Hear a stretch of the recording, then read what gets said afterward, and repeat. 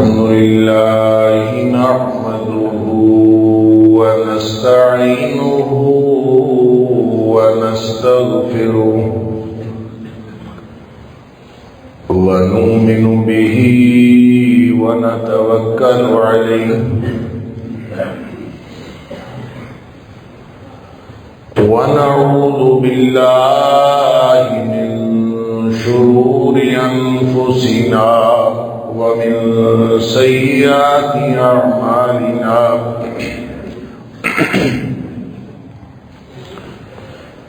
من يهده الله فلا مضل له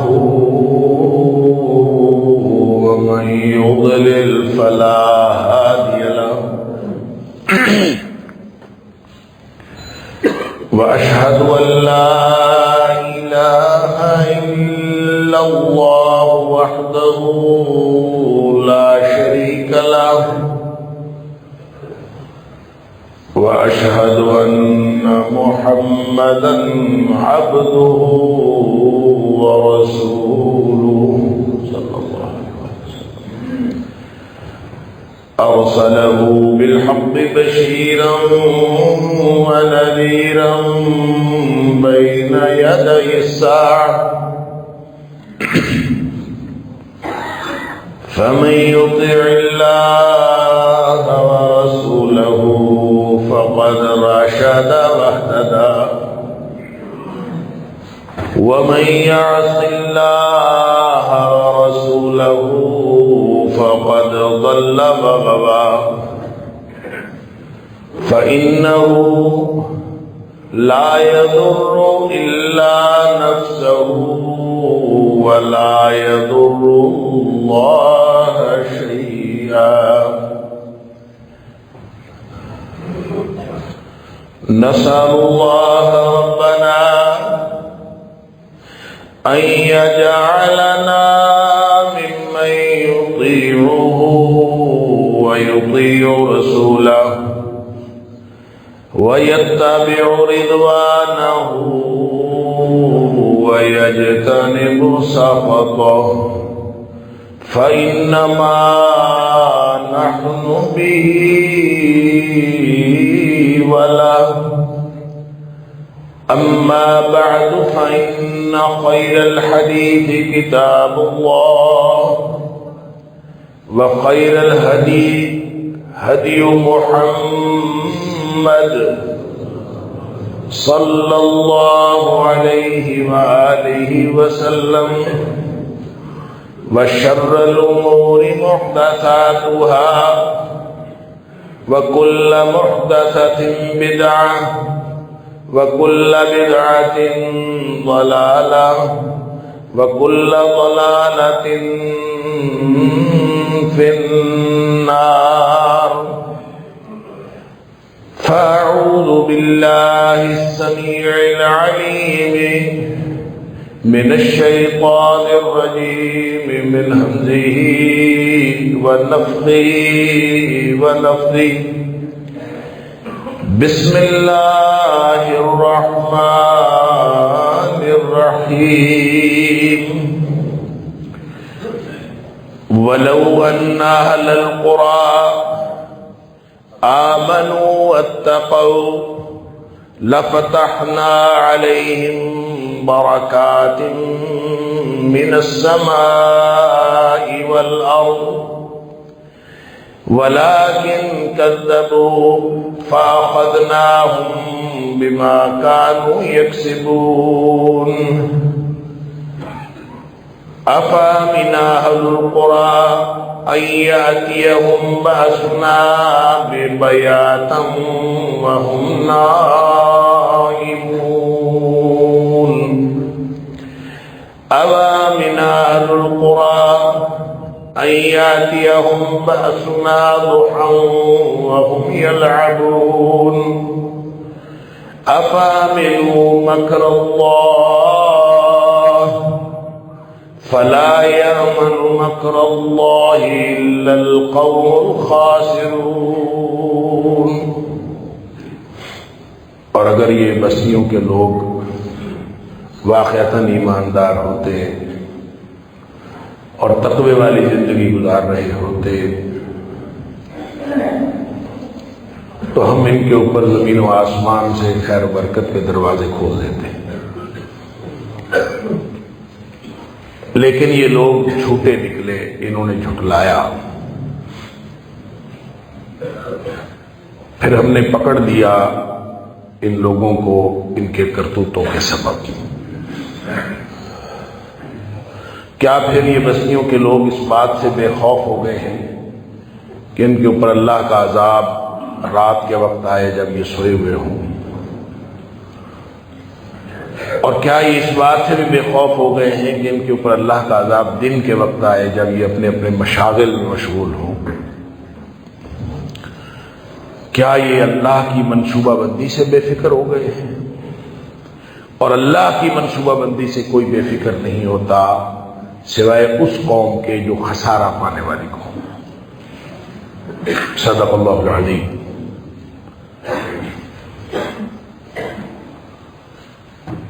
ایمان اور تقوی والوں کے لیے اللہ کا جو وعدہ ہے کہ زمین و آسمان سے خیر و برکت نازل ہوگی، زمین بھی خزانے اگلے گی اور آسمان سے بھی رحمتیں نازل ہوں گی، وہ اس وقت پورا نہیں ہوتا جب مسلمان اپنے ہی کیے ہوئے دعوے پر اور اللہ اور اس کے رسول صلی اللہ علیہ وسلم کے کیے ہوئے وعدے پر خود ہی جھوٹے ثابت ہو جائیں، اس کو جھٹلا دیں، تو وہ پھر وعدہ پورا نہیں ہوتا، بلکہ اس کے نتیجے میں اللہ کی پکڑ آ جاتی ہے۔ فَأَخَذْنَاهُمْ بِمَا كَانُوا يَكْسِبُونَ، اللہ فرماتا ہے کہ ان کے کرتوتوں کے سبب ہم نے ان کو پکڑ لیا۔ اللہ اکبر۔ ہمارے حالات تعمیر کی بجائے تخریب کا شکار ہیں، ہمارے حالات اصلاح کی بجائے بگاڑ کا شکار ہیں۔ ہم چیزوں کو سیدھا کرنا چاہتے ہیں، چیزیں الٹی ہوتی چلی جا رہی ہیں۔ انفرادی طور پر بھی اور اجتماعی طور پر بھی مغلوبیت کا شکار ہے۔ اس مغلوبیت کے عالم میں جب کوئی چیز ہمارے ہاتھ میں نہیں محسوس ہوتی، معاشرہ وہ بگاڑ کا شکار ہے، سیاست ہماری بگاڑ کا شکار ہے، معیشت ہمارے ہاتھوں سے نکل چکی ہے، ہر چیز بگاڑ ہی بگاڑ ہے، تو اس کا صاف مطلب ہے کہ ہم اللہ کی پکڑ میں آ گئے۔ اور اللہ کی پکڑ میں آ جانا یہ دراصل اس لیے ہے کہ تاکہ لوگ اللہ کی طرف رجوع کریں، اللہ کی طرف واپس آ جائیں، اور واپس اگر پلٹ جائیں گے تو اس کا مطلب ہے یہ پکڑ کا معاملہ، یہ صورتحال تبدیل ہو جائے گی، اور اگر واپس نہیں پلٹیں گے تو پھر یہ حالات خراب سے خراب تر ہوتے چلے جائیں گے۔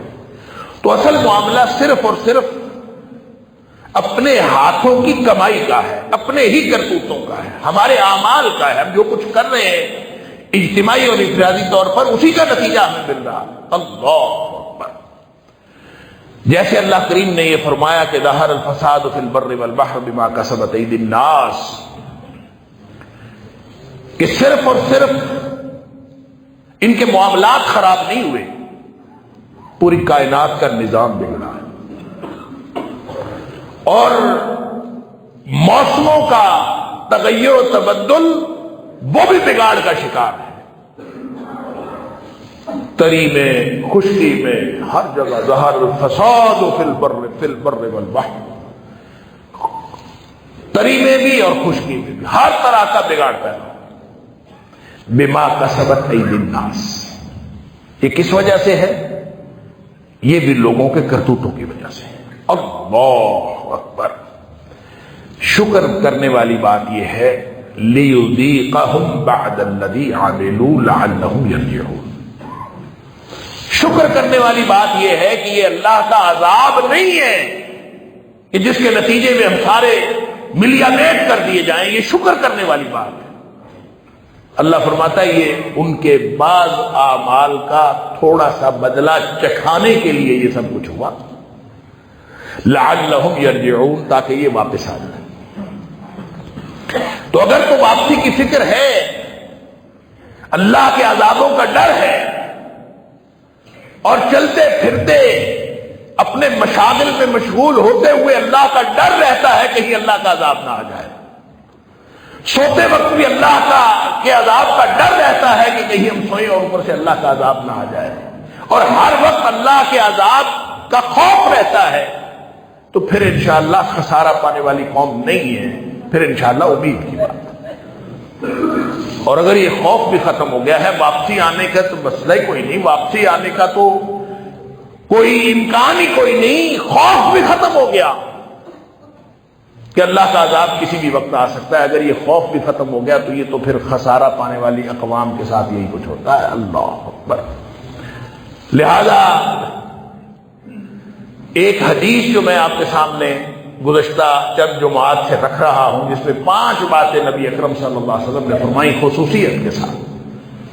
یہ 5 باتیں ہیں، اگر کسی قوم کے اندر یہ 5 باتیں آ جائیں، 5 قسم کے اعمال کوئی قوم کرنے لگ جائے، تو اس کا لازمی نتیجہ اس کے نتائج کے ساتھ اور ان واقعات کے وقوع پذیر ہونے کے ساتھ لزوم کا تعلق ہے، لازمی نتیجہ نکلے۔ اس لیے نبی پاک صلی اللہ علیہ وسلم نے فرمایا کہ خمس اذا ابتلیتم بہن، 5 باتیں ہیں جب تم ان میں مبتلا ہو جاؤ تو پھر نتیجہ لازمی نکلے گا۔ اور پھر ساتھ نبی پاک صلی اللہ علیہ وسلم نے دعا دی، واعوذ باللہ ان تدرکوہن، میں اللہ سے اللہ کی پناہ مانگتا ہوں کہ تم ان چیزوں کے اندر مبتلا ہو جاؤ، اس سے میں اللہ کی پناہ مانگتا ہوں۔ اللہ اکبر۔ وہ 5 چیزوں میں سے 4 چیزوں کے اوپر گفتگو کافی حد تک ہو چکی، ایک بات رہ گئی، کوشش کریں گے انشاءاللہ اللہ کی توفیق سے آج یہ بات بھی مکمل ہو جائے۔ ان 5 باتوں میں جو چوتھی بات تھی، میں حدیث دہرا دیتا ہوں کہ نبی پاک صلی اللہ علیہ وسلم نے فرمایا جب کسی قوم کے اندر بے حیائی آ جاتی ہے، اللہ اکبر، بے حیائی بھی ایسی حتی یعلنوا بہا، بے حیائی جو علانیہ بے حیائی ہو، اس کا مطلب ہے جو چھپ چھپا کے بے حیائی کرتے ہیں وہ پھر بھی بچ جاتے ہیں، کم از کم اپنے بے حیائی کے اور فحاشی کے گناہ کا کوئی گواہ تو نہ بناؤ۔ اور ویسے تو جس دھرتی پر آپ اللہ کی نافرمانی کر رہے ہیں، اللہ اکبر، جس دھرتی پر اللہ کی نافرمانی ہو رہی ہے، کوئی بھی گناہ ہو رہا ہے، وہ زمین بھی گواہ ہے، قیامت والے دن وہ بھی گواہی دے گی۔ اور جن ہاتھوں اور ٹانگوں سے اور جس جسم کے حصے سے وہ گناہ سر انجام آپ دے رہے ہیں، وہ جسم بھی آپ کے خلاف گواہی دے گا قیامت والے دن۔ اللہ اکبر۔ قیامت والے دن اللہ تعالیٰ نے منہ سیل کر دینے۔ لگتا یہ ہے کہ لوگ جو ہیں وہ جن کو دنیا میں جھوٹ بولنے کی عادت پڑی ہوگی اور بہانے بنانے کی عادت پڑی ہوگی، وہ اللہ کے سامنے بھی بہانے بنائیں، وہ جھوٹ بولے، پھر اللہ تعالیٰ ان کے منہ سیل کر دے گا۔ الیوم نختم علی افواہہم وتکلمنا ایدیہم وتشہد ارجلہم بما کانوا یکسبون، اور پھر ان کے ہاتھ گواہی دیں گے اور ان کے پاؤں گواہی دیں گے کہ یہ کیا کرتے پھرتے تھے، ان کے کرتوت کیا تھے۔ اللہ اکبر۔ اور قرآن کہتا ہے یوم تبلی السرائر، یہ جو جن چیزوں کو ہم راز بنا کے یہاں پہ چھپائے پھرتے ہیں نا، وہ قیامت والے دن سارے راز باہر آ جائیں گے۔ اللہ تعالی ہم سب کو دنیا آخرت کی ہر طرح کی رسوائی سے محفوظ فرمائے۔ تو بے حیائی تو بے حیائی ہے، اس کے گواہ تو ہر جگہ ہے، لیکن خاص طور پہ جب آپ اعلانیہ کرنے لگے تو الا فشا فیہ الطاعون، کہ اس قوم کے اندر پھر طاعون جیسی بیماریاں پھیل جاتی ہیں، والاوجاع التي، اور ایسی ایسی بیماریاں، طاعون بھی اور دیگر ایسی ایسی بیماریاں کہ لم تکن مضت فی اسلافہم الذین مضوا، ان کے آباء و اجداد میں کہیں کہیں ان بیماریوں کا نام بھی کبھی کسی نے نہیں سنا تھا، وہ ان کے اندر آ جاتے۔ پھر اگر دوسری بات نبی پاک صلی اللہ علیہ وسلم نے فرمائی کہ اگر لوگ جو ہیں ناپ اور تول میں کمی کرنا شروع کر دے تو ان کو 3 قسم کا نتیجہ بھگتنا پڑتا ہے۔ الا اخذوا بالسنین، قحط سالی آ جاتی ہے، وشدت المعونہ، مہنگائی، بے روزگاری، اللہ اکبر، روزی کمانا ہر شخص کے لیے مشکل ہو جائے گا، اور وجور السلطان علیہم، اور تیسری چیز ان کے اوپر جو حکمرانوں کا ظلم ہے وہ بھی وقت بڑھ جائے۔ یہ 3 قسم کے نتیجے نکلتے ہیں ناپ اور تول میں کمی کرنے سے۔ تیسری بات نبی پاک صلی اللہ علیہ وسلم فرمائی، جو قوم زکوٰۃ دینا چھوڑ جاتی ہے، اپنے مالوں کی زکوٰۃ، لم یمنعوا زکوٰۃ اموالہم، لوگ اپنی مالوں کی زکوٰۃ دینا چھوڑ جاتے ہیں تو ان کے اوپر جو ڈائریکٹ اثر ہوتا ہے، الا منع القطر من السماء، آسمان سے بارش کرنا اللہ بند کر دیتا ہے، بارشیں بند ہو جاتی۔ اور پھر جو کبھی کبھار ہو جاتی ہے بارش، یہ جو زکوٰۃ نہیں دیتے وہ یہ نہ سمجھیں کہ اب اللہ نے معاف کر دیا ہے اس لیے بارشیں ہونا شروع ہو گئی ہیں، یا اللہ تعالیٰ کی نگاہ سے نعوذ باللہ اوجھل ہو گئی ہے یہ بات، یا یہ جو کرتوت تھے یا بھلا دیے گئے ہیں، ایسا نہیں۔ نبی کریم صلی اللہ علیہ وسلم وَلَوْلَا الْبَهَائِمُ، اگر لم یمطروا، اگر مویشی، چوپائے، یہ 4 پائے جاندار نہ ہوتے تو ان کے اوپر بارش کبھی ہوتی ہی نہ، ساری زندگی کبھی بارش نہ ہوتی۔ یہ تو ان چوپایوں کی وجہ سے بارش ہوتی، جانداروں کی، جانوروں کی وجہ سے، ان کا کیا قصور ہے، ان کی وجہ سے بارش ہوتی ہے جو کبھی ہو جاتی ہے، تو وگرنہ تو کبھی نہ ہوتی۔ چوتھی بات نبی پاک صلی اللہ علیہ وسلم نے فرمائی کہ جب یہ اللہ اور اس کے رسول صلی اللہ علیہ وسلم کا عہد توڑ ڈالتے ہیں، لم ينقضوا عہد اللہ وعہد رسولہ، اللہ اور اس کے رسول صلی اللہ علیہ وسلم کا عہد توڑ ڈالتے ہیں۔ اس کے اوپر میں نے گفتگو کرنے کی کوشش کی تھی اللہ کی توفیق سے کہ ہر وہ بات جس کا ماننا ضروری ہے، جب اس کو آپ نہیں مانیں گے تو وہ اللہ اور اس کے رسول صلی اللہ علیہ وسلم کے عہد توڑنے کے مترادف ہے، اور اس کی لمبی تفصیلات۔ اللہ کا وہ وعدہ الست بربکم والا، وہ توڑنا بھی عہد کو توڑنا ہے۔ نبی اکرم صلی اللہ علیہ وسلم کے ساتھ امتی ہونے کے باوجود ہم نے وعدہ اللہ سے کیا، اللہ ہم تیری بات مانیں گے، یہ تیری دھرتی ہے، تیرا قانون چلے گا، نبی کریم صلی اللہ علیہ وسلم کا قانون چلے گا، اور جب ہم اس کی بات نہیں مانتے تو یہ عہد توڑنے کی مترادف بات ہے۔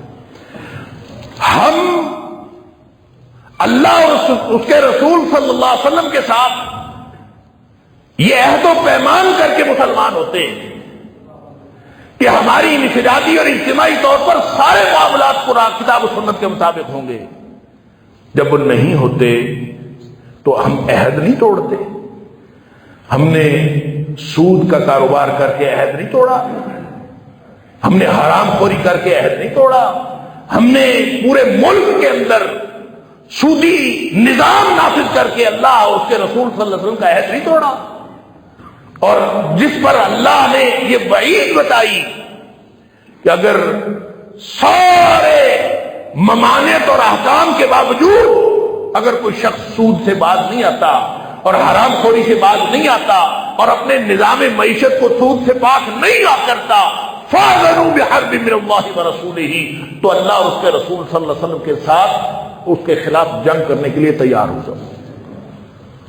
ہم نے عہد نہیں توڑا، ہم نے تو اللہ اور اس کے رسول صلی اللہ علیہ وسلم کے خلاف جنگ کرنے کی پوزیشن لے لی، اور پھر بھی اللہ تعالیٰ کی طرف سے ہمیں ملیا میٹ کرنے والا عذاب نہیں آیا، اس پر شکر بنتا ہے، وگرنہ ہم تو آج تک ملیا میٹ ہو چکے ہوتے۔ یہ تو اللہ کی رحمت ہے۔ تو نبی اکرم صلی اللہ علیہ وسلم نے فرمایا جب کوئی قوم اللہ اور اس کے رسول صلی اللہ علیہ وسلم کے عہد توڑ ڈالتی ہے تو اس کا لازمی نتیجہ یہ نکلتا ہے کہ اللہ تعالیٰ ان کے اوپر الا صلی اللہ علیہم عدوا من غیرہم، اللہ ان کے اوپر باہر سے بیرونی دشمن مسلط کر دیتا ہے۔ اور بیرونی دشمن جو مسلط ہوتا ہے وہ بڑے طریقے سے ہوتا ہے، وہ آ کے یہ نہیں کرتا کہ وہ آ کے تمہاری بستیوں کی بستیاں تباہ و برباد کر دیتا، وہ یہ نہیں کرتا۔ فَأَخَذُوا بَعْدَ مَا فِي أَيْدِيهِمْ، بس وہ دشمن جو ہے اس قوم کے ہاتھوں میں جو کچھ ہوتا ہے آہستہ آہستہ وہ سارا کچھ لے جاتا ہے، سارا کچھ چھین لیتا ہے ان کے ہاتھوں سے۔ اللہ اکبر۔ گویا ہماری معیشت جو اب ہمارے ہاتھوں میں نہیں رہی تو یہ بے سبب نہیں ہے، ہمارے اپنے کرتوتوں کا نتیجہ ہے کہ معیشت ہمارے ہاتھ میں نہیں، سیاست ہمارے ہاتھ میں نہیں، ہمارے معاملات ہمارے ہاتھ میں نہیں۔ ہم کچھ کرنا چاہتے ہیں، ہمیں بیرونی پریشر آتا ہے، ہم بیرونی پریشر کی وجہ سے مجبور ہو جاتے ہیں ویسے کرنے کی، ہم کچھ بھی کر نہیں سکتے، اس لیے کہ فَأَخَذُوا بَعْدَ مَا فِي أَيْدِيهِمْ، جو کچھ ہمارے ہاتھ میں تھا وہ بھی وہ سب لے گئے۔ ہر چیز ہمارے ہاتھوں سے آہستہ آہستہ سرکتی چلی گئی، اور اس کو معیشت بھی سمجھ لے تو ہمارے جتنے بڑے بڑے معیشت کے سورسز ہو سکتے تھے آہستہ آہستہ سارے کے سارے وہ فلاں نے لے لیا، فلاں نے لے لیا، بیچ دیا، پرائیویٹائز کر دیا، آؤٹ سورس کر دیا، مختلف ناموں سے آہستہ آہستہ ہمارے ہاتھوں سے ہر چیز نکلتی چلی جا رہی۔ کتنی سچی بات نبی اکرم صلی اللہ علیہ وسلم نے 1500 سال پہلے فرما دی تھی۔ فَأَخَذُوا بَعْدَ مَا فِي أَيْدِيهِمْ، ان کے ہاتھوں سے چیزیں سرکتی چلی جائیں۔ اور آخری بات جو نبی کریم صلی اللہ علیہ وسلم نے فرمائی، پانچویں اور آخری بات، آپ نے فرمایا وَلَمْ تَحْكُمْ أَئِمَّتُهُمْ بِكِتَابِ اللَّهِ وَيَتَخَيَّرُوا مِمَّا أَنزَلَ اللَّهُ إِلَّا جَعَلَ اللَّهُ بَأْسَهُمْ بَيْنَهُمْ۔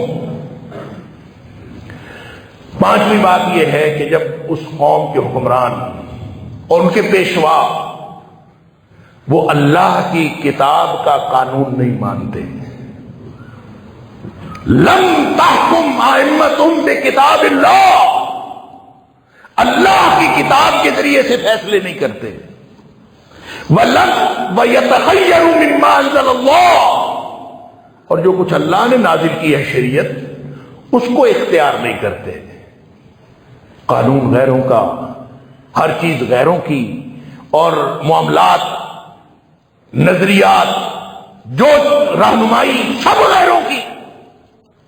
فرمایا جب ایسا ہو جاتا ہے تو اللہ تعالیٰ پھر جو اس عمل کا، اس اجتماعی عمل کا جو لازمی نتیجہ نکلتا ہے وہ اجتماعی نتیجہ ہے، اور وہ یہ نتیجہ ہے کہ اللہ جعل اللہ بأسهم بینہم، اللہ تعالیٰ اس قوم کی باہمی لڑائیاں ڈلوا دیتا ہے، باہمی طور پر لڑائیاں ہونی شروع ہو جاتی، خانہ جنگی شروع ہو جاتی، لوگ ایک دوسرے کو مارنا شروع ہو جاتے ہیں، اور یہ باہمی تنازعات، باہمی جھگڑے، چاہے وہ مذہبی جھگڑے ہوں، چاہے وہ سیاسی جھگڑے ہوں، اب کوئی اختلاف تو باقی رہا نہیں ہے ہماری قوم کے اندر، ہماری قوم کے اندر جو کچھ باقی رہا ہے وہ مخالفت اور دشمنی ہے جو باقی رہ گئی، چاہے سیاسی ہو، اختلاف کون سا؟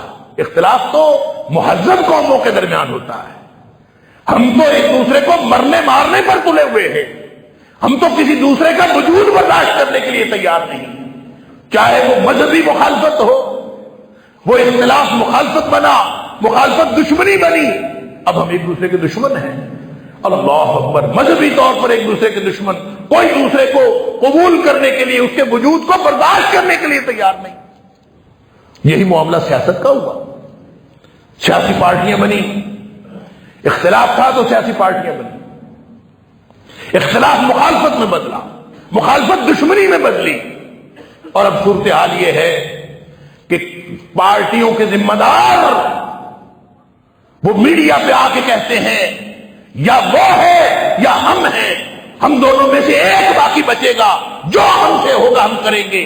یہ ہم سمجھ رہے ہیں ہم کوئی پالیسی اختیار کیے ہوئے ہیں، ہم سمجھ رہے ہیں کہ ہم نے کوئی اسٹریٹجی اختیار کی ہے، یہ تو اللہ کی طرف سے عذاب آیا ہوا ہے، یہ اللہ کا عذاب ہے۔ الا جعل اللہ بأسهم بینہم، اللہ نے تمہارے درمیان یہ کبھی اتفاق اور اتحاد، واعتصموا بحبل اللہ جميعا ولا تفرقوا، صرف آیتیں پڑھتے رہو گے، ساری زندگی قرآن پڑھتے رہو گے، اتحاد ہو نہیں سکے گا، کیونکہ اللہ نے تمہارے درمیان دشمنی ڈلوا دی ہے۔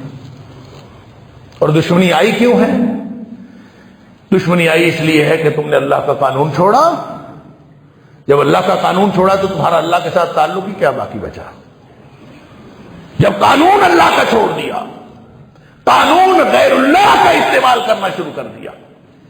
ہم نے یہاں باوجود اس بات کے کہ ہمارے ملک کا آئین وہ اسلامی آئین ہے جس کا دیباچہ یہ ہے کہ یہاں کتاب و سنت کے بغیر، کتاب و سنت کے خلاف کوئی قانون نہیں بن سکتا۔ یہاں ایک میکانزم بنایا گیا ہے، ایک سسٹم بنایا گیا ہے کہ اگر کوئی قانون کتاب و سنت کے خلاف ہو تو دو ادارے بنائے گئے ہیں، ایک اسلامی نظریاتی کونسل ہے اور ایک فیڈرل شریعت کورٹ ہے، وفاقی شرعی عدالت۔ اس میں وفاقی شرعی عدالت میں چیلنج کیا جا سکتا ہے کہ یہ قانون غیر اسلام کے خلاف۔ یہاں اگر کوئی مسئلہ کسی کی سمجھ میں نہ آ رہا ہو کہ یہ قانونی مسئلہ، یہ قانون اسلام کے مطابق ہے یا اسلام کے خلاف ہے، کسی کی سمجھ میں نہ آ رہا ہو تو اسلامی نظریاتی کونسل سے ہدایات لی جا سکتی ہیں۔ اس میں سارے مکاتب فقہ کے علماء موجود ہوتے ہیں، بڑے بڑے اسکالر موجود ہوتے ہیں، پورا میکانزم ہے اس آئین کو اسلامی رکھنے کے لیے، پورا نظام موجود ہے، پھر جا کے یہ اسلامی جمہوریہ پاکستان بنتا۔ لیکن ہم کرتے کیا ہیں؟ ہم سود کھائے بھی جا رہے ہیں، ہم سود کھلائے بھی جا رہے ہیں۔ قانون کس کا چل رہا ہے؟ غیر اللہ کا چل رہا ہے۔ ہم نے قانون اللہ کا نہیں، قانون غیر اللہ کا نافذ کیا ہے۔ اگر اللہ کا قانون نافذ ہوتا تو پھر ہمارے ساتھ یہ باہمی لڑائیاں نہ ہوتی۔ اللہ کے رسول صلی اللہ علیہ وسلم نے فرمایا جب غیر اللہ کا قانون، ہم کہتے ہیں ہم مسلمان ہیں، یہ ملک اسلامی تھا لیکن اسلامی اس وقت ہے جب پورے دین کو نافذ کیا جائے اور اللہ کا قانون نافذ کیا جائے، پھر یہ اسلامی۔ اور اگر ہم قانون غیر اللہ کا لے آتے ہیں تو قرآن نے صاف فیصلہ دیا ہے وَمَن لَّمْ يَحْكُم بِمَا أَنزَلَ اللَّهُ فَأُولَٰئِكَ هُمُ الْكَافِرُونَ وَمَن لَّمْ يَحْكُم بِمَا أَنزَلَ اللَّهُ فَأُولَٰئِكَ هُمُ الظَّالِمُونَ وَمَن لَّمْ يَحْكُم بِمَا أَنزَلَ اللَّهُ فَأُولَٰئِكَ هُمُ الْفَاسِقُونَ۔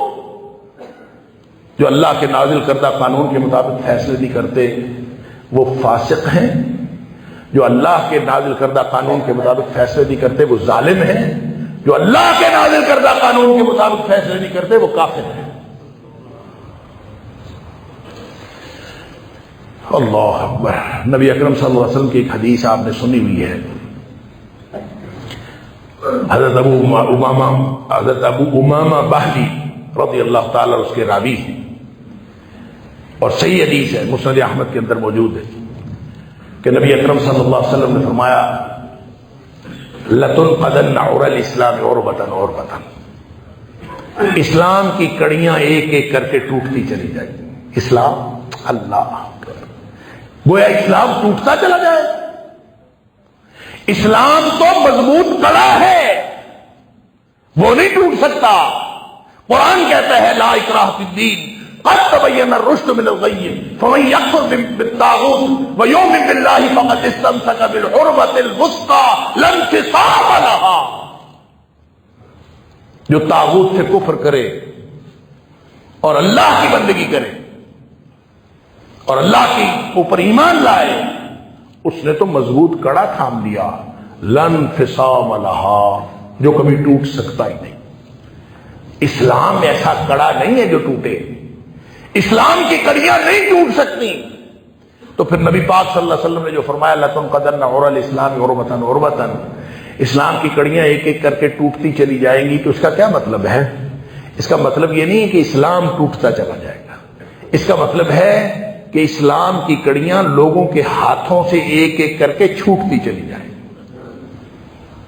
اور اگلے الفاظ جو ہیں اس کی وضاحت کرتے ہیں، فرمایا فَلَمَّا انْتَقَضَتْ عُرْوَةٌ تَشَبَّثَ النَّاسُ بِالَّتِي تَلِيهَا، جب بھی کوئی کڑی ایک ٹوٹے گی تو لوگ اس سے نیچے والی کڑی کو پکڑ لیں گے۔ کیا مطلب؟ اوپر والی کڑی لوگوں کے ہاتھوں سے چھوٹی، لوگوں نے نیچے والی پکڑ لی، پھر وہ چھوٹی، پھر اس سے نیچے والی پکڑ لی، پھر وہ چھوٹی، پھر اس سے نیچے والی۔ اس کا مطلب یہ ہے کہ لوگ آہستہ آہستہ دین سے دستبردار ہوتے چلے جائیں، دین سے لوگ دستبردار ہوتے چلے جائیں، کہیں گے اب بھی مسلمان ہیں، اتنا ہی کر لے تو کافی ہے۔ ہم بھی مسلمان ہیں، اتنا ہی کر لیں تو کافی۔ اتنا کر لینے سے بھی ملک اسلامی رہتا ہے، اتنا کر لینے سے بھی ملک اسلامی رہتا ہے۔ اتنا بھی کر لے تو ہم مسلمان ہیں، اتنا بھی کر لے تو کرتے کرتے کرتے کرتے ہم نے سارا دین اس سے دستبرداری اختیار کر۔ یہ نبی پاک صلی اللہ علیہ وسلم نے، صادق المصدوق نے یہ بات ارشاد فرمائی۔ فرمایا اولہن نقدا الحکم، جب جو پہلی کڑی، سب سے پہلی کڑی ٹوٹے گی نا، وہ یہ ہے کہ قانون غیر اللہ کا آ جائے گا۔ پہلی کڑی، ٹاپ آف دا لسٹ، جب قانون غیر اللہ کا آ جائے، سمجھ لو اسلام کی پہلی کڑی ٹوٹ گئی، ہمارے ہاتھوں سے چھوٹ گئی، ہم اس سے دستبردار ہیں۔ اور جہاں اسلام نہیں رہتا اس کی جگہ تو پھر کفر لیتا ہے۔ من لم يحكم بما انزل الله فاولئك هم الكافرون، جو قانون اللہ کا نہیں مانتے تو پھر وہ کفر کر رہے ہیں، وہ فسق کر رہے ہیں، وہ ظلم کر رہے ہیں۔ اللہ اکبر۔ فرمایا پہلی کڑی جو ٹوٹی، اولہن نقضا الحکم وآخرہن الصلاۃ، ٹوٹتے ٹوٹتے کڑیاں ہاتھ سے چھوٹتے چھوٹتے دستبردار ہوتے ہوتے ہم کہاں پہ آ کے رک گئے؟ آخرہن الصلاۃ، جو 5 وقت نماز پڑھتا ہے نا، یہ آخری درجے کا مسلمان ہے۔ کم از کم اس کے پاس اسلام آخری درجے کا موجود ہے۔ اور جو 5 وقت نماز بھی نہیں پڑھتا، اس کا اسلام کے ساتھ کیا تعلق ہے؟ وہ کہے میں مسلمان ہوں، اس کا اسلام کے ساتھ کوئی تعلق نہیں۔ نبی پاک صلی اللہ علیہ وسلم نے فرما دیا پہلی کڑی جو ٹوٹے گی تو وہ قانون ہوگا غیر اللہ کا۔ یہی تو نبی پاک صلی اللہ علیہ وسلم اس حدیث میں فرما رہے ہیں کہ ما لم تحکم ائمتہم بکتاب اللہ ویتخیروا مما انزل اللہ، اللہ کے نازل کردہ کتاب کو چھوڑ دیا، اس کو اختیار نہیں کیا، کتاب اللہ کا حکم، اس کا قانون نہیں مانا۔ قرآن نے ہمیں واشگاف الفاظ میں کہا فَأَذَنُوا بِحَرْبٍ مِّنَ اللَّهِ وَرَسُولِهِ، تیار ہو جاؤ، اللہ اور اس کے رسول صلی اللہ علیہ وسلم کے خلاف جنگ کرنے کے لیے۔ ہم نے کان لپیٹ لیے، ہم جنگ کے لیے تیار رہے، ہم نے پوزیشن لے لی، ہم نے اللہ اور اس کے رسول صلی اللہ علیہ وسلم کی بات نہیں مانی، تو پھر یہ ہونا ہی تھا۔ إِلَّا جَعَلَ اللَّهُ بَأْسَهُمْ بَيْنَهُمْ، پھر لڑائیاں ہونی تھی، پھر یہ آپس کے معاملات خراب ہونے تھے، اس لیے کہ اتحاد قرآن کی آیتیں پڑھنے سے نہیں ہوتا، اتحاد اللہ کے دین پر عمل کرنے سے ہوتا ہے، اتحاد کتاب و سنت پر عمل کرنے سے ہوتا ہے۔ نبی کریم صلی اللہ علیہ وسلم نے جب آپ اس دنیا سے تشریف لے جا رہے تھے، خطبہ حجۃ الوداع، اس میں نبی پاک صلی اللہ علیہ وسلم نے جو مختلف باتیں ارشاد فرمائیں، آپ نے فرمایا پہلے تو آپ نے پوچھا کیا میں نے پہنچا دیا ہے؟ سب نے کہا پہنچا دیا ہے۔ پھر اللہ کو گواہ بنایا، اللہم اشہد اللہم اشہد اللہم اشہد، اللہ تو گواہ ہو جائے، اللہ تو گواہ ہو جائے۔ پھر اللہ نے گواہی دی، الیوم اکملت لکم دینکم واتممت علیکم نعمتی ورضیت لکم الاسلام دینا۔ اللہ تعالیٰ نے گواہی دی، سرٹیفکیٹ دے دی۔ نبی پاک صلی اللہ علیہ وسلم نے فرمایا فَلْيُبَلِّغِ الشَّاهِدُ الْغَائِبَ، لوگوں جو موجود ہو نا، یہ والا دین جو میں نے آپ کو پہنچایا ہے، جو موجود ہو یہ ہر اس شخص کو پہنچا دے جو موجود نہیں ہے، اور قیامت تک پہنچاتے رہیں۔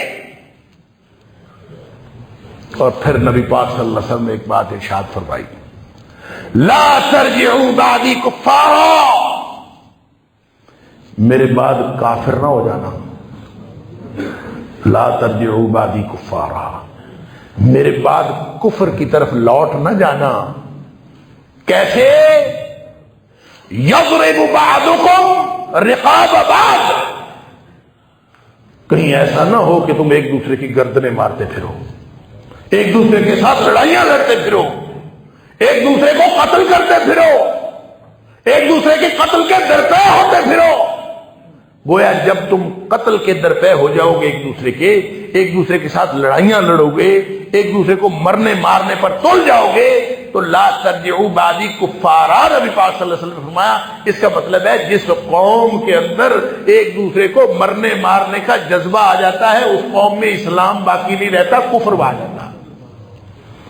جو قوم مرنے مارنے پر تل جائے، اس کی آپس کی اختلافات مخالفت بنے، دشمنیاں بنے، اور پھر سب ایک دوسرے کا وجود برداشت کرنا چھوڑ دے، لا ترجعوا بعدی کفارا، میرے بعد کافر نہ بن جانا۔ کیسے کافر؟ یضرب بعضکم رقاب بعض، کہیں تم ایک دوسرے کی گردنیں مارتے پھرو تو یہ کفر۔ اور نبی پاک صلی اللہ علیہ وسلم کی دوسری حدیث جس میں آپ نے فرمایا سباب المسلم فسوق وقتال کفر، مسلمان کو گالی دینا گناہ ہے اور مسلمان کا قتل کرنا، اس کو مارنا، یہ کفر ہے۔ اللہ اکبر۔ لہذا یہ جو کچھ باہمی لڑائیاں ہیں، تنازعات ہیں، اختلافات ہیں، دشمنیاں ہیں، یہ بھی بے سبب نہیں ہے۔ ہم نے اللہ کے قانون کو چھوڑا ہے تو ہمارے حالات یہ بنے، یہ لزوم کا نتیجہ ہے ان کے درمیان۔ اور ان ساری خرابیوں سے اور ان سارے خراب نتائج سے اگر ہم بچنا چاہتے ہیں، اگر ہم چاہتے ہیں کہ بارشیں وقت پہ ہوں، اگر ہم چاہتے ہیں کہ باہمی لڑائیاں ختم ہوں، اگر ہم چاہتے ہیں کہ حکمرانوں کا ظلم ختم ہو، اگر ہم چاہتے ہیں کہ قحط سالی ختم ہو، اگر ہم چاہتے ہیں کہ یہ مہنگائی اور بے روزگاری ختم ہو، اگر ہم چاہتے ہیں کہ لوگوں کے اوپر جتنے مصائب ہیں یہ دور ہو، تو پھر ہم اپنے کرتوت سیدھے کرنے پڑیں۔ سب سے پہلا جو معاملہ سیدھا کرنا پڑے گا، بے حیائی سے بچنا پڑے گا۔ انفرادی اور اجتماعی طور پر عہد کریں اللہ سے، اللہ چھوٹی بے حیائی ہو یا بڑی بے حیائی، اللہ ہم اس سے بچیں گے۔ اللہ سے وعدہ کریں، پھر اللہ سے وعدہ کریں کہ اللہ ہم ناپ تول میں کمی نہیں کریں گے۔ آپ اگر ناپ تول میں کمی نہ کریں، بڑھا کے دیں، دیتے وقت زیادہ دیں، لیتے وقت تھوڑا دے لیں۔ لوگ تو یہ کرتے ہیں نا، لیتے وقت زیادہ تولتے، دیتے وقت کم تولتے ہیں۔ آپ اس سے الٹا کرنا شروع کر دیں، سوال ہی پیدا نہیں ہوتا۔ یہ نہیں کبھی ہو سکتا کہ آپ کو کاروبار کے اندر نقصان ہو جائے، یہ سوال ہی پیدا نہیں ہوتا، یہ اللہ کا وعدہ ہے۔ اللہ کے رسول صلی اللہ علیہ وسلم نے فرمایا تجارت کے اندر جتنے نفع ہے، جتنا فوائد ہیں، وہ باقی سارے کاروباروں میں 1% ہیں، یا 1% یا کہہ لیجئے 10واں حصہ ہیں۔ 9 حصے اللہ نے تجارت میں رکھے، تجارت میں برکت رکھی، تجارت میں نفع رکھا ہے۔ لیکن وہ کیسے ہوگا؟ وہ اس وقت ہوگا جب آپ اس کو دیانتداری کے ساتھ کریں گے۔ التاجر الامین الصدوق، جو ایماندار سچا دیانتداری کے ساتھ کرے گا۔ اور دیانتداری کا تقاضا یہ ہے کہ آپ کوئی بات نہیں، تھوڑی بہت اگر آپ اپنی طرف آتے ہوئے کم لے لیں، کوئی بات نہیں، دیتے ہوئے زیادہ دے دیں، اس سے کوئی فرق نہیں پڑتا۔ میں نے شاید آپ کو پہلے بھی مثال دی ہو، اللہ اکبر۔ میں نے جب BA کیا تھا 1986 کی بات ہے، تو میں نے ایک کریانے کی دکان بنائی تھی گاؤں میں، ایک کریانے کی دکان بنائی، 4200 روپے کا کل سودا میں نے اس میں ڈالا تھا، سستے زمانے تھے، تو 4200 سے میری دکان بن گئی تھی۔ اب اندازہ کریں گاؤں میں، باہر اس میں 3 چیزیں سب سے زیادہ بکتی تھی، ایک گھی تھا، ایک چینی تھی، اور ایک چنے کی دال تھی۔ اور ہم جس قیمت پہ لاتے تھے، ہم صرف 50 پیسے زائد، مثلا ہم 6 روپے کلو لاتے تھے تو ہم 6.5 روپے کلو دے دیتے، اور کوئی ہمارے پاس کلو کا گاہک نہیں آتا تھا۔ جو گاہک آتے تھے وہ کوئی چھٹانک والا آتا تھا، کوئی 2 روپے والا آتا تھا، کوئی روپے والا آتا تھا، کوئی 50 پیسے، کوئی آدھ پاؤ، میکسیمم بڑے سے بڑا گاہک آتا تھا تو پاؤ کا آتا تھا۔ اور جو لڑکا میں نے بٹھایا تھا، میں نے اس کو کہا تھا کہ تول جب بھی دینا ہے تو زیادہ دینا ہے، کم نہیں دینا۔ آپ اندازہ کریں، آپ 6 روپے آپ لاتے ہیں، 6.5 روپے آپ بیچ رہے ہیں، تو چھوٹے چھوٹے گاہکوں کو دے رہے ہیں، تو اتنے تو پیسے آپ کے تول میں ہی چلے جائیں گے، تو منافع کہاں سے ہونا ہے؟ گھی کی صورتحال بھی یہی تھی، چینی کی صورتحال بھی یہی تھی، اور دال کی صورتحال، یہ بڑی آئٹم یہ تھی، باقی چھوٹے چھوٹے آئٹم۔ تو میں بیٹھ کے سوچا کرتا تھا، میں کہتا تھا اس میں منافع نہیں ہو سکتا، منافع کہاں سے ہوگا؟ ہم تو تول میں ہی اتنی چیزیں کور کر دیتے ہیں، یا تو ہم ریٹ اتنا رکھیں تو پھر ہو سکتا ہے۔ لیکن پھر بھی میں نے کہا منافع ہو چاہے نہ ہو، کیونکہ ڈیپینڈ نہیں کرتا تھا اس میرے کاروبار کے اوپر، میرے گھر کا جو روزی روٹی ہے اس کے اوپر ڈیپینڈ نہیں کرتی، اس لیے میں نے اس کو کہا نہیں یار کھل کے کوئی بات نہیں۔ خیر 10 مہینے ہم نے کاروبار کیا، 10 مہینے بعد میرا یونیورسٹی میں داخلہ ہو گیا، مجھے چھوڑنا پڑا، میں نے چھوڑ دیا۔ اللہ اکبر، اس میں سے جو ہماری بچت ہوئی 10 مہینے بعد میں بتا رہا ہوں، 4200 روپے کا اپنے سودا ڈالا تھا، جو اس میں سیونگ ہوئی ایک فریزر بچا جس کی قیمت 8000 روپے تھی، ایک فریزر جو بوتلیں ٹھنڈی کرنے کے لیے ہم نے رکھا تھا، وہ ہماری بچت تھی جو ہم نے 10 مہینے بعد حساب کتاب کیا تو 200% منافع 10 مہینے میں، اور جو آپ کیلکولیٹ کریں تو وہ کہیں نظر نہیں آتا، اور یہ برکت وہ ہے جو اللہ نے ڈالی ہے۔ لہذا آپ اگر ناپ تول، بندہ سوچتا ہے میں ناپ تول میں کمی بندہ اسی لیے کرتا ہے نا منافع زیادہ کرنے کے لیے، آپ اس کو سوچنا چھوڑ دیں کہ منافع کہاں سے آئے گا، منافع اللہ تعالیٰ اس میں ڈالے گا، برکت اللہ تعالیٰ اس میں ڈالے گا، اور جتنی برکت اس میں ناپ تول ٹھیک کرنے سے، پوری کرنے سے آنی ہے۔ اور کاروبار جو سیل پرچیز کا ہے نا، میں تو کہا کرتا ہوں، وقت ہو گیا بات ختم کرتا ہوں، کہ یہ جو کاروبار ہے نا سیل پرچیز کا، خریدنا اور بیچنا، یہ تجارت ہے، اور تجارت میں اللہ نے منافع رکھا ہے، اور نبی کریم صلی اللہ علیہ وسلم بھی تجارت کرتے تھے۔ لہذا جو بندہ تجارت کرتا ہے نا، ایک تو دیانتداری کے ساتھ اور ایمانداری کے ساتھ کرے، سچائی کے ساتھ، اور دوسرا اس لیے کرے کہ یہ سنت ہے، نبی پاک صلی اللہ علیہ وسلم بھی کرتے تھے، پھر دیکھیں اس کے اندر کتنی برکت پڑتی ہے۔ اللہ تعالیٰ مجھے اور آپ کو، ہم سب کو ہر طرح کی برائیوں سے محفوظ فرمائے۔ وآخر دعوانا الحمدللہ۔